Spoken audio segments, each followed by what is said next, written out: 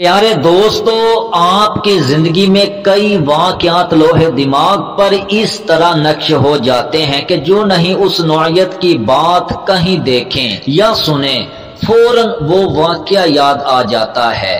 ایسا ہی ایک خوبصورت واقعہ ہم سنانے والے ہیں کہ گزشتہ سالوں ٹرین میں سفر کے دوران دو آدمیوں کو سامان رکھنے کے مسئلہ پر جھگڑتے کسی آدمی نے دیکھا۔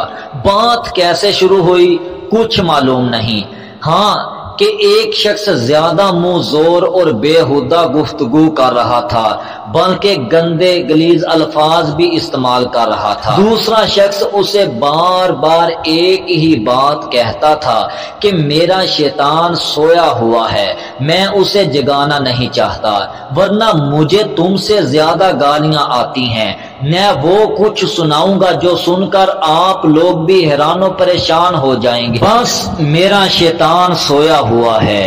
کچھ وقت گزرنے کے بعد جب حالات ٹھنڈے ہوئے تو اس شخص سے پوچھا گیا کہ جو شخص کہتا تھا میرا شیطان سویا ہوا ہے، اس سے پوچھا گیا ارے بھائی آپ کا شیطان کیسے سویا ہوا ہے؟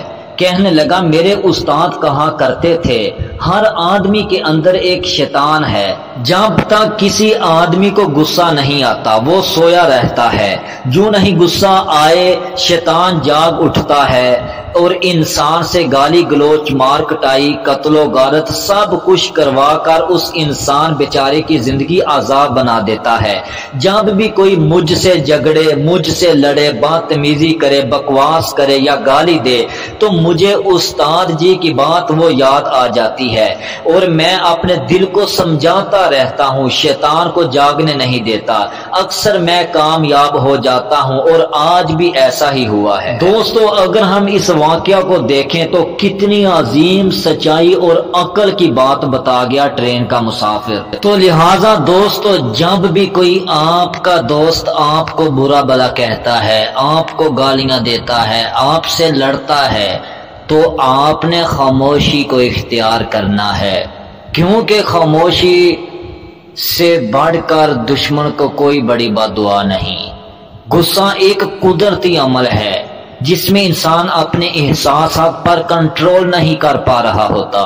جب چیزیں بے قابو ہو جاتی ہیں تو اس کا انسان کو نقصانات کے علاوہ کچھ حاصل نہیں ہوتا، اس لیے بے قابو غصہ انسان کے لیے خطرناک ہو سکتا ہے، اس کی صحت پر بہت سے نقصان ہوتے ہیں۔ اسی حالت میں خون کی دھڑکن اور خون کے پریشر میں اضافہ ہوتا ہے۔ غصہ ایک ایسا جذبہ ہے، اگر انسان اسے کنٹرول نہ کرے تو وہ خود کو اپنے ارد گرد کے لوگوں کو نقصان دیتا ہے۔